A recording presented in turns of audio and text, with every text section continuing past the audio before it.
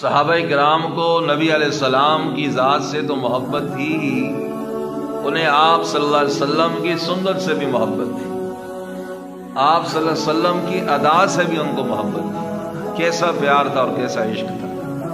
حضرت انس رضی اللہ تعالیٰ عنہ فرماتے ہیں میں نے حضور علیہ السلام کو دیکھا کہ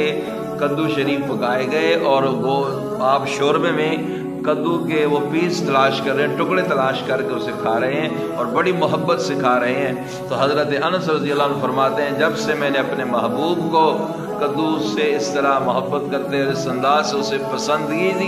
پسندیدگی کے ساتھ کھاتے ہوئے دیکھا، فرمان لگے اسی دن سے مجھے کدو سے محبت ہو گئی، اسی دن سے مجھے کدو اچھا لگنے لگا اور اسی دن سے میں بھی شوق سے کدو کھانے لگا۔ تو آج ہمارے کئی سارے دوست بڑی ایک عجیب سا جملہ بول دیتے ہیں، لیکن نہیں بھائی، کدو شریف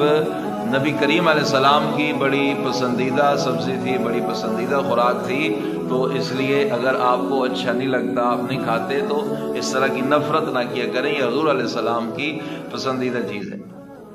اسی طرح ایک اور صحابی کے بارے میں آتا ہے کہ انہوں نے نبی علیہ السلام سے ملاقات کی، جو حضور کے سامنے گئے تو دیکھتے ہیں کہ حضور علیہ السلام کا یہ گریبان، یہ بٹن کھلے ہوئے ہیں۔ اس وقت آپ صلی اللہ علیہ وسلم ایک اس انداز سے تشریف فرما دے تو صحابی کہتے ہیں مجھے حضور کی ادا اتنی اچھی لگی، میں نے ساری زندگی کبھی بٹن بند نہیں کیا، میں اسی طرح رہا۔ یعنی